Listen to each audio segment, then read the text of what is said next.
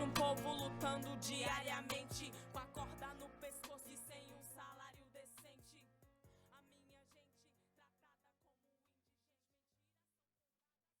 como O século XX foi o marco de grandes transformações no território brasileiro. A urbanização, como a conhecemos hoje, foi o alvo de grande investimento em certas cidades, como parte do projeto de modernização. Houveram avanços no transporte, na rede sanitária, na educação, na arte, entre muitos outros. Tudo isso partiu do desejo da inserção política e econômica no cenário mundial. Brasília foi o fruto do esforço de construir uma cidade modernizada e planejada, para que fosse abrigo do exercício dos três poderes que compõem a política brasileira. Brasília, em sua construção, foi sinônimo de esperança, de um novo modo de vida, do resgate de valores e do bem-estar coletivo. Toda a massa de imigração de pessoas estava em busca de algo novo. Não à toa que a construção foi tão rapidamente executada. A cidade, em sua forma, tem tom utópico. Diferentemente do crescimento urbano em cidades desenfreado, como em São Paulo, Brasília tem paisagem definida de forma calculada, retratação de toda uma organização social.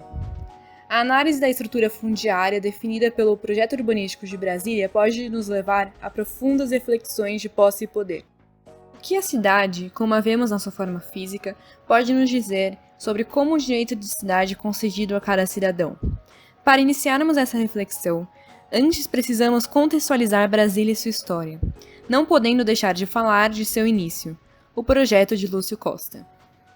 O projeto do arquiteto e urbanista Lúcio Costa para o Plano Piloto de Brasília foi o 22º projeto do Concurso Nacional do Plano Piloto da nova capital do Brasil, em 1957, se tornando o Plano Piloto de Brasília.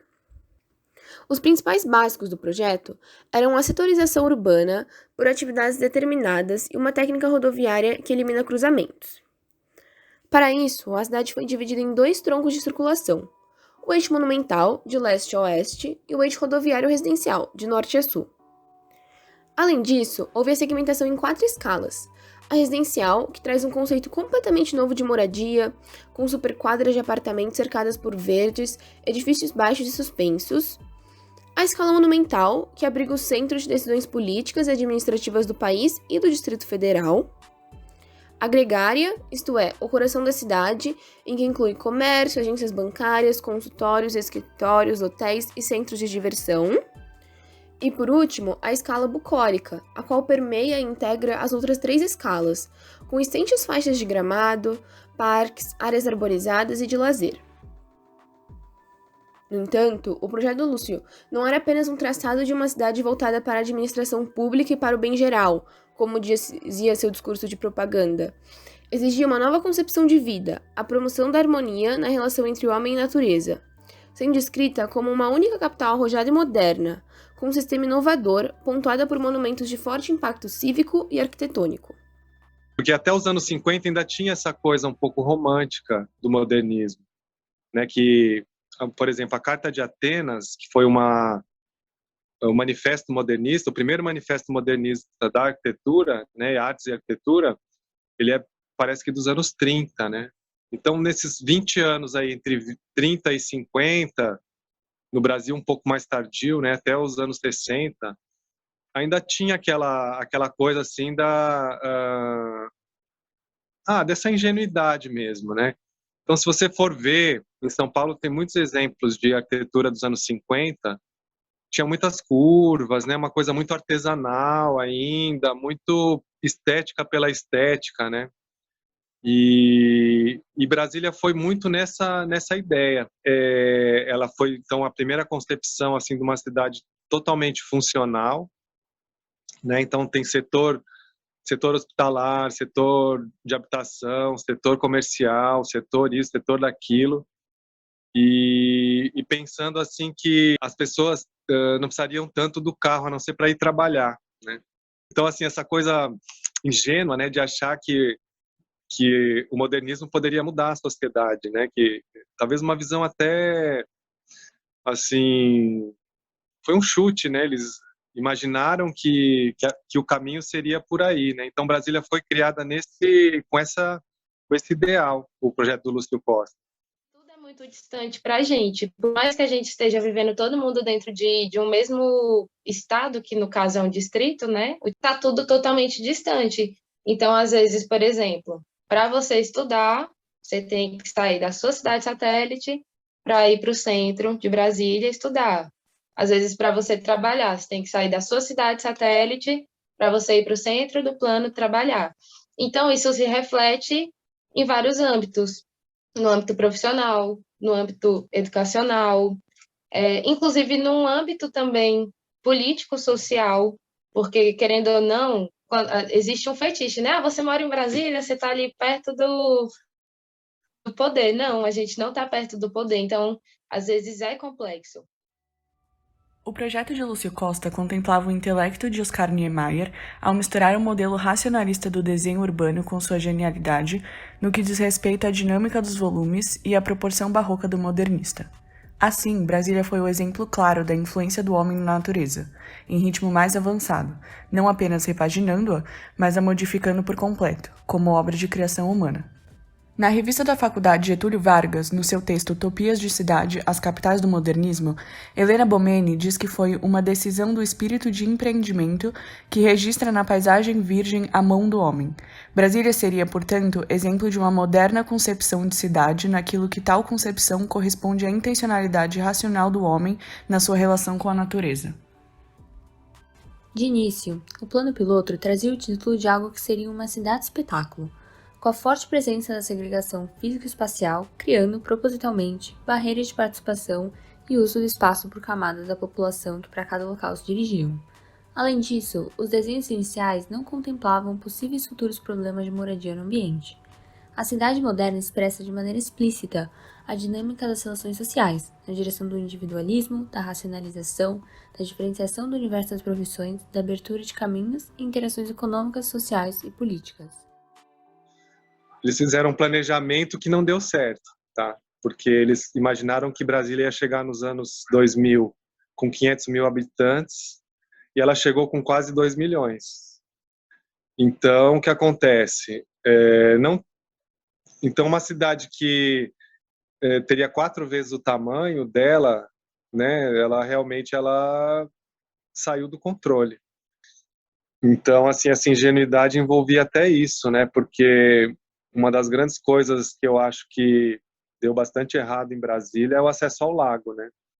Porque a ideia do Lúcio Costa era que tivessem clubes na beira do lago, então que toda a população pudesse frequentar, né? Então não tem uma avenida à beira do lago, que tem os quiosques, que é uma coisa muito brasileira, né? Nas praias, né?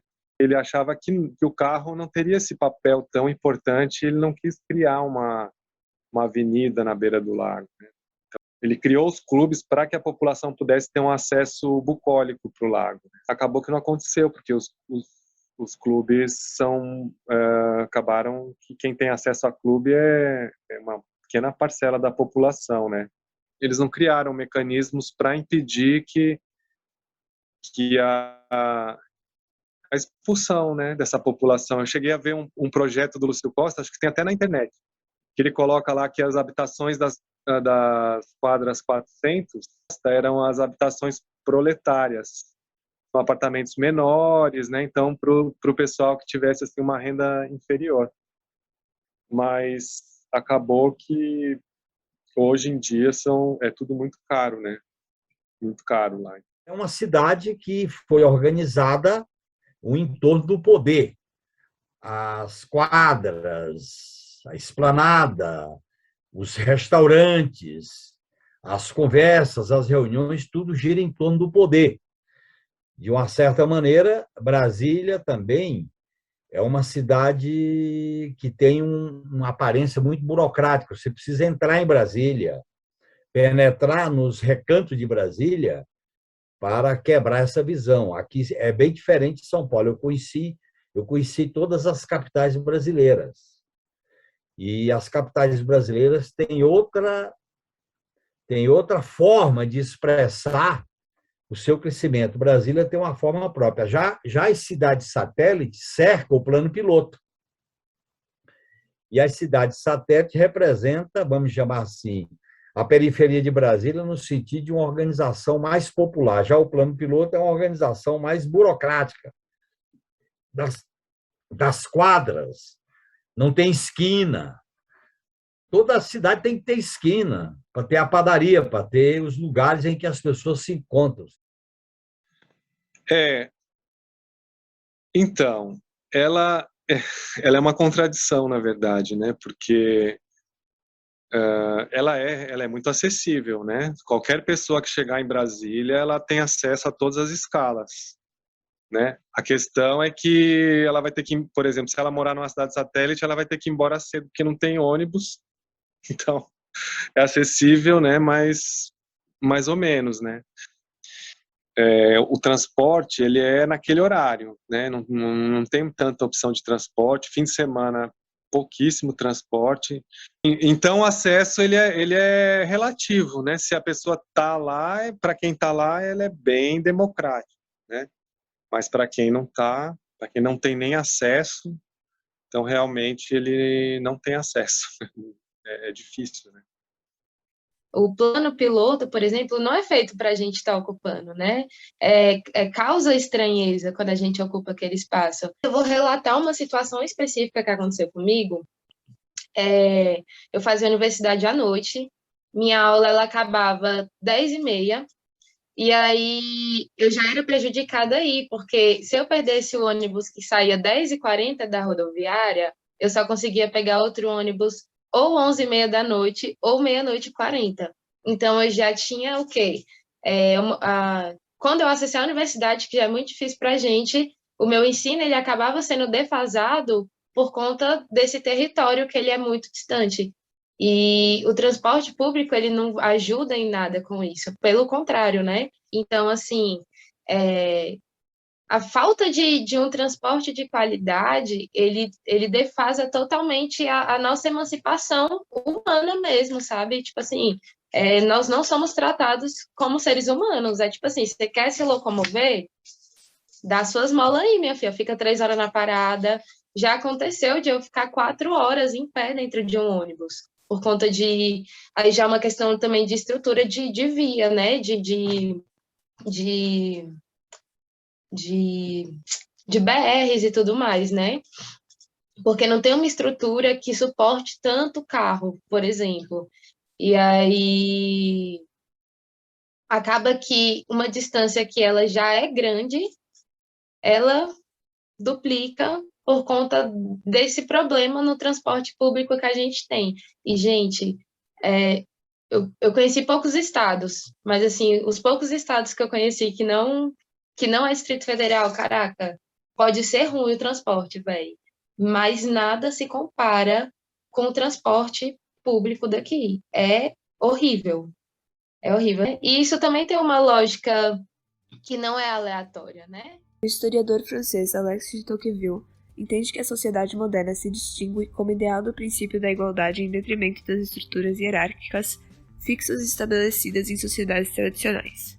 Dessa maneira, o desafio na construção de uma sociedade moderna é evitar que o princípio abstrato de justiça igualitária se desdobre e se realize em estruturas burocráticas, uniformizadoras segundo códigos universais e racionais de interação social. Ou seja, a criação de estruturas que podem conduzir ao restabelecimento da rigidez das hierarquias e de estruturas de privilégios. No caso de Brasília, o projeto arquitetônico serviu a um projeto de elite tecnocrática, segmentando a população excluída das hostes de poder, deixando inclusive inconcluso o projeto original de planejamento arquitetônico. Ela criou realmente uma elite, né? E eu acho que a grande diferença assim das outras cidades é que, na verdade, nem é tão diferente, mas vamos dizer assim, no plano piloto é o lugar mais caro da cidade, né? E onde moram os funcionários que ganham mais.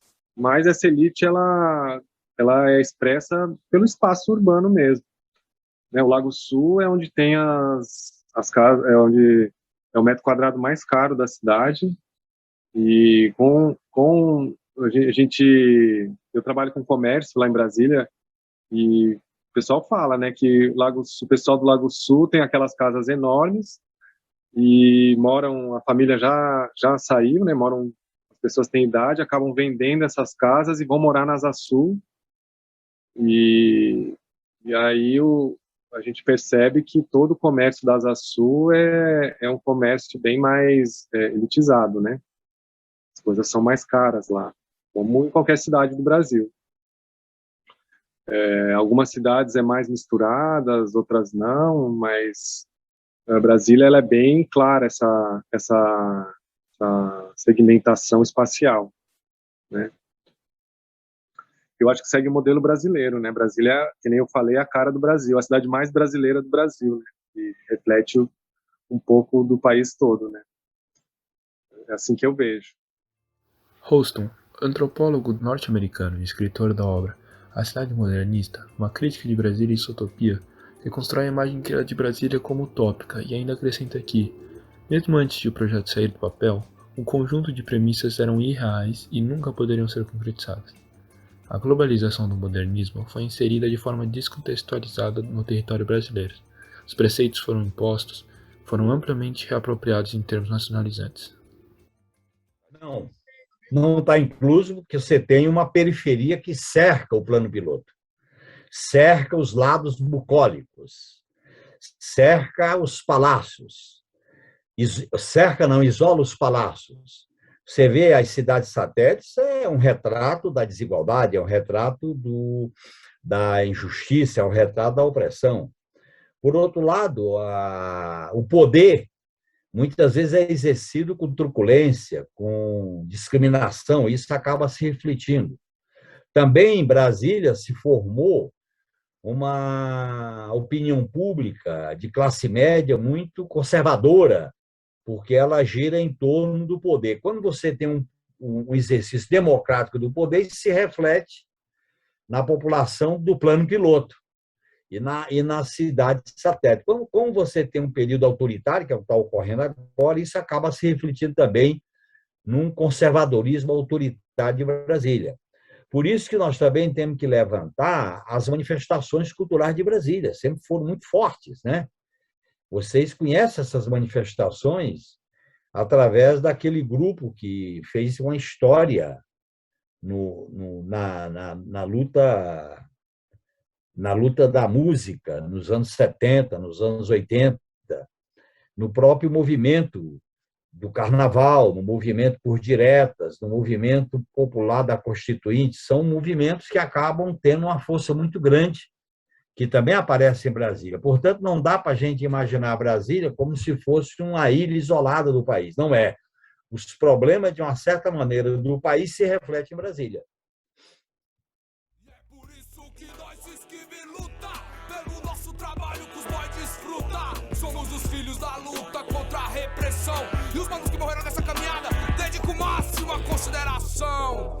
Máxima consideração. Na bandeira diz ordem e progresso, mas eu só vejo autoritarismo e retrocesso. A Guerra Fria no Brasil por muitos nem foi sentida, foi sutil, foi roubo de consciência crítica. O plano perfeito pra... Tem uma discrepância, né? Algumas cidades satélites já existiam e é o espaço onde essa comunidade que veio para trabalhar permanece, né? E aí, quando a gente traz essa reflexão de ordem e progresso, eu acredito, assim, no meu ponto de vista, né, que a ordem, ela ainda tenta ser imposta. A ordem, ela ainda é colocada dentro das nossas comunidades, em especial quando a periferia ocupa o centro. Só que, ao mesmo tempo, a ordem não traz progresso em si. Assim, se a gente balancear esses dois pontos, o progresso ficou ali no centro de Brasília. Essa galera veio, mas quem progrediu foi o centro do poder, não foram essas pessoas que, de alguma forma, se tornam diaspóricas dentro de um próprio país, né? Então, vieram essas pessoas, por exemplo, vou dar um exemplo, minha própria mãe, ela veio do Nordeste, e aí teve que morar em vários lugares, morou na Asa Sul, trabalhando em casa de família, foi trabalhar no Lago Sul, em casa de família, e hoje ela reside em Braslândia. Acabou que ela veio de um outro estado para uma cidade que era o sonho, né, de emancipação brasileira, e é jogada num lugar que a gente está mais ou menos a 70, 80 quilômetros do que é Brasília. Então, por muitas vezes, quando alguém do DF vai se identificar, quem é de periferia não fala eu sou de Brasília, fala eu sou do DF. Imaginar assim, fingir que minha mão é o DF. Brasília está aqui no centro, escondido. E todas as outras periferias são as pontinhas dos meus dedos. Então, foi estrategicamente feita, construída, para que tudo seja distante. Sou minha própria escolta, minha arma é dialeto, por isso que eu quero escola de qualidade e pensantes de atitude. A luta hoje por educação e por saúde, mas não se ilude que não mudamos a conduta. Lutamos também pela arte e pela cultura, é direito nosso. E aqui não tem tropeço, esse país foi construído com sangue de preto, não posso ir e vir sem ser incomodada. A periferia, ela pode ter essas manifestações. Você pintar uma parede, você dançar uma música, você planejar fazer um evento, você escolher uma música para discotecar ela. Todas essas são manifestações que no final elas se unem e meio que a gente tem ali a pizza inteira, né? Então, acredito eu que todas surgiram primeiro pela necessidade de se manifestar unicamente, e posteriormente ela foi tendo alguns teores, né, sociais, políticos, econômicos, e enfim, por esse emaranhado de coisas. Olha, essas manifestações, chamadas assim dos incluídos, são manifestações, vamos dizer assim, que têm uma certa relatividade, porque, diferentemente de outras capitais que têm identidades históricas, como algumas do Nordeste, como São Paulo, como Rio de Janeiro, como Rio Grande, como Porto Alegre, você não tem uma história, uma tradição, você não tem uma cultura de participação popular. Tá certo? Porque Brasília se formou um pouco antes do período militar, veio a ditadura militar, que foi um período de coação, um período de repressão, e o período de democratização foi o período mais rico de Brasília. Esse período de democratização, que é das diretas, da Constituinte, do processo dos governos democráticos. E agora Brasília está passando por uma fase carrancuda. O território de Brasília, ele foi milimetricamente construído para que manifestações não cheguem ao centro do poder. Então, quando existe alguma manifestação aqui, existe inclusive uma lógica da segurança pública, de assim, vamos fechar 3 vias para o pessoal poder caminhar. Aí o povo vai descendo de comboio numa manifestação. Só que assim, até chegar lá, já tem, né, toda uma guarda montada para proteger o poder, né? Que essa é a lógica. É como se a gente estivesse jogando War. A gente está jogando aqui o joguinho da guerra. Então, foi muito milimetricamente realmente pensado para que esse território ele seja afastado e impedido de qualquer manifestação que possa interferir nesse poder, né? Que, querendo ou não, é um poder político. Os espaços de manifestação em Brasília foram, em alguns momentos, eliminados e foram reprimidos. Isso dificulta. Se nós defendemos que o exercício do poder é um exercício direto, transparente e participativo, se você não tiver essa institucionalidade, a gente fica muito fechado na burocracia dos palácios. A burocracia dos palácios, mesmo numa democracia liberal, não é a expressão suprema da democracia, porque qual é a expressão suprema da democracia? Aquele que está na introdução da Constituição. Todo o poder emana do povo. Quando você tem um poder democrático, fruto dessa visão democrática da sociedade, o exercício do poder tem que ser aberto, plural, transparente, visível, para que a cidadania não é só quando vota de 4 em 4 anos ou de 2 em 2 anos, é quando você acompanha, discute, interfere, que vocês vejam essa evolução histórica, política, no contexto da formação da cidade. Tá certo? Certas castas autoritárias acabaram se refletindo na estrutura arquitetônica de Brasília. Por exemplo, os condomínios da classe alta é fechado. A proposta original eram quadras abertas, mas hoje você tem condomínios fechados, condomínios que refletem a oligarquização das cidades. Isso já tem em Brasília, os famosos condomínios fechados. Nunca sai da estrada da dor, batendo palmas pro colonizador. E o meu povo nunca sai da estrada da dor, batendo palmas pro opressor. 1, 2, 3, nas costas do desarmado. Mais um irmão que não comemora aniversário. Exalta a autonomia do pensamento, melhora o proveito dos sinais sutis de uma reviravolta epistêmica vinda do gueto. Admita seu preconceito, que tu não aguenta ver preto, se divertindo, sorrindo, lendo, comendo bem, frequentando a faculdade. O inconsciente já te sabota sem massagem. O que sinto no micro que vejo aí fora, o peso do racismo que o branco ignora. Repetições colonialistas impondo suas verdades.